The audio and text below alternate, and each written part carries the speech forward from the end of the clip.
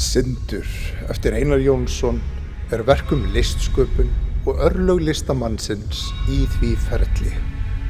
Listamaðurinn er heita járnið sem mótast og fær form undir hamri smiðsins. Þegar listin er ennþá aðeins hugmynd og í mótun er hún glóandi og hluti af listamanninum. En þegar listamaðurinn hefur raungert verkið, fært það úr hinum óáþreifanlega og guðdómlega heimi hugmynda niður í kalda, áþreifanlega raunveruleikann.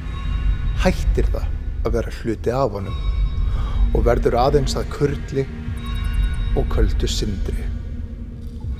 Þú ert járnið sem myndast, þín verk, neistarnir.